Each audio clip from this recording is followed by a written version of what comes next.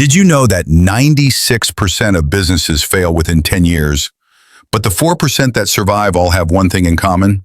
They built systems, not just businesses. And today, I'm going to show you why this distinction will either make you rich or keep you broke forever. What if I told you that right now, while you're watching this video, there are people making more money in their sleep than you make working 12-hour days? The difference isn't talent, luck, or even capital. It's that they understood a fundamental truth that most entrepreneurs never learn. Businesses require you, systems replace you. Think about this for a moment. When was the last time you took a real vacation?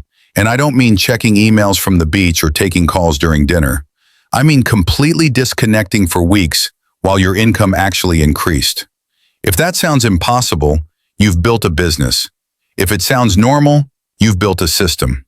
Let me paint you a picture of two entrepreneurs. Sarah works 80 hours a week running her successful consulting firm. She makes great money, but if she stops working, the money stops too. She's created a high-paying job, not a business. Then there's Marcus, who built an online education platform. He spent 2 years creating courses, automating delivery, and setting up customer service systems. Now he makes more in a month than Sarah makes in a year, working maybe 10 hours a week.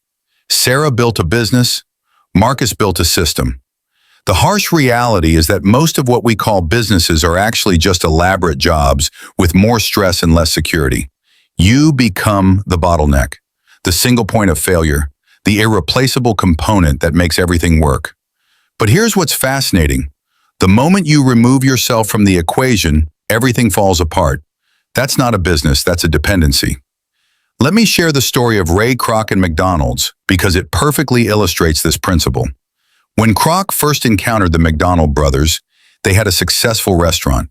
They made good burgers, had happy customers, and were profitable. But Kroc saw something different. He didn't see a restaurant, he saw a system. He saw standardized processes, repeatable procedures, and scalable operations. The McDonald brothers built a business. Ray Kroc built a system that could be replicated 40,000 times across the globe. This is why McDonald's became a multi-billion-dollar empire, while countless better burger joints remain single locations. The quality of the burger wasn't the differentiator. The system was. Every McDonald's operates the same way, delivers consistent results, and can function without the founder being present. That's the power of systems thinking. Now let's talk about what a system actually is, because most people get this wrong. A system isn't just having some processes written down or using project management software. A true system is a collection of interconnected processes, people, and technology that can operate independently to produce predictable outcomes. It's designed to work without you, not because of you. Think of your body as a system. Your heart doesn't need your conscious input to beat. Your lungs don't require your permission to breathe. Your digestive system processes food automatically. These subsystems work together seamlessly, allowing you to focus on higher-level activities. That's exactly what a business system should do. It should handle the routine operations automatically, freeing you to focus on strategy, innovation, and growth. The first element of a true system is documented processes. But not just any documentation. We're talking about processes so detailed and clear that someone with no prior experience could follow them and achieve the same results. McDonald's has this down to a science. They don't hire experienced cooks. They hire people who can follow systems. The system makes them successful, not their natural ability. I learned this lesson the hard way in my first business. I was the go-to person for everything. Sales, marketing, customer service, product development, you name it. I thought I was being indispensable, but I was actually being stupid. Every decision flowed through me. Every problem required my attention. Every opportunity needed my approval. I had created a business that couldn't exist without me, which meant I couldn't exist without it either. The wake-up call came when I tried to take a 2-week vacation. Within 3 days, I was fielding emergency calls, resolving crises, and basically working from the beach. That's when I realized I hadn't built a business, I had built a prison. The bars were made of good intentions and hard work, but it was a prison nonetheless. The second element of a system is the right people in the right roles. But here's the key. The people should be executing the system, not creating it as they go. In most businesses, employees are constantly making decisions, solving unique problems, and figuring things out. That's not scalable. In a system, employees follow proven procedures that handle 90% of situations automatically. Amazon is a perfect example of this. When you order something from Amazon, dozens of people are involved in fulfilling that order, but none of them are making unique decisions about your specific package. They're all following systems. The warehouse worker follows a system to pick your item. The packing person follows a system to prepare it for shipping. The delivery driver follows a system to get it to your door. The result is millions of packages delivered efficiently every day. Technology is the third element, but not in the way most people think. Technology isn't about having the latest tools or the most expensive software. It's about leveraging technology to automate routine tasks and eliminate human error. Every time you can replace a human decision with an automated process, you make your system more reliable and scalable. Let me give you a specific example. In my current business, we used to have someone manually send follow-up emails to potential customers. This person had to remember to send the emails, decide what to say, and track responses. It was inconsistent, time-consuming, and completely dependent on that person's memory and judgment. Now, we have an automated email sequence that sends the right message at the right time based on specific triggers. It never forgets, never gets sick, and never makes emotional decisions. The result is more consistent communication and better outcomes. But here's where most people mess this up. They try to systematize everything at once, get overwhelmed, and give up. The key is to start with your core value delivery process. What is the one thing your business does that creates the most value for customers? Start there. Map out every step, document every decision point, and identify every possible variable. Then systematize it piece by piece. I call this the core system approach. Instead of trying to systemize your entire business, you focus on systematizing the 20% of activities that drive 80% of your results. For most businesses, this is the customer acquisition and fulfillment process. Everything else can be systematized later, but these core processes need to be bulletproof. The benefits of building systems instead of businesses are profound and immediate. First, you gain true freedom. When your income isn't directly tied to your hours, you can choose how to spend your time. You can focus on strategic activities that grow your business instead of operational activities that just maintain it. Second, your business becomes valuable. A business that requires the owner to operate has very little value to potential buyers. But a business that runs systematically is an asset that can be sold. The difference in valuation is often 10 to 20 times higher for systematized businesses. Third, you can scale without proportional increases in stress and workload.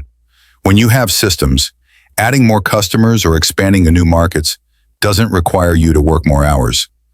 The systems handle the increased volume. Fourth, you get consistency. Systems produce predictable results.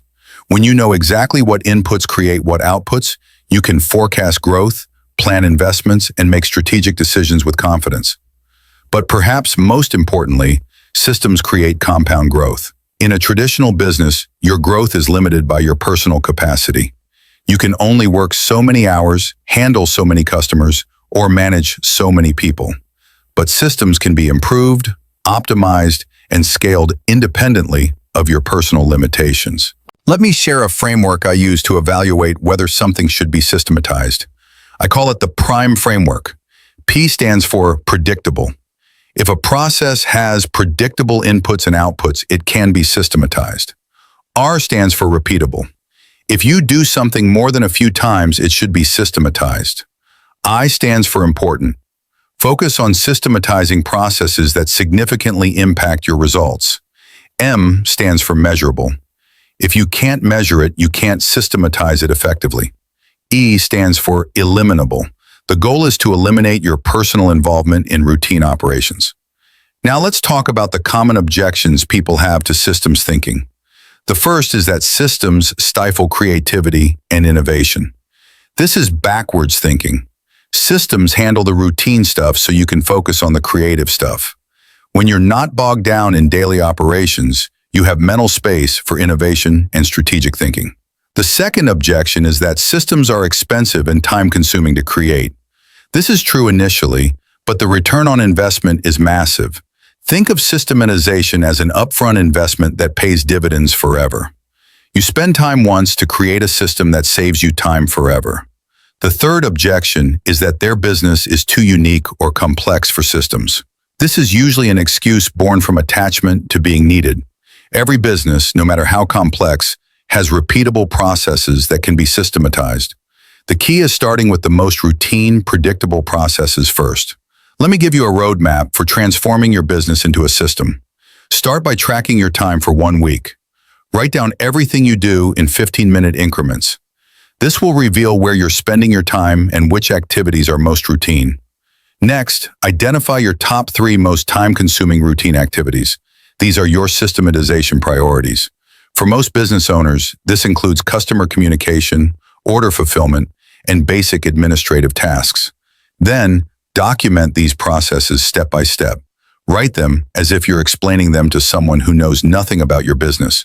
Include decision trees for handling different scenarios and specific examples of good and bad outcomes. After that, test your documentation by having someone else follow it. This will reveal gaps, assumptions, and areas that need clarification. Refine the process until someone else can execute it as well as you can. Finally, implement technology to automate as much as possible. Look for software tools that can handle routine tasks, send automatic communications, or make simple decisions based on predetermined criteria. The transformation from business owner to system builder is one of the most important shifts you can make in your entrepreneurial journey. It's the difference between trading time for money and creating assets that generate wealth independently. Remember, every successful business you admire operates on systems. Starbucks serves millions of customers consistently because they have systems. Apple produces millions of devices with remarkable quality because they have systems. Netflix recommends content to hundreds of millions of users because they have systems. Your business deserves the same systematic approach. You deserve the freedom, scalability, and wealth that comes from building systems instead of just running a business.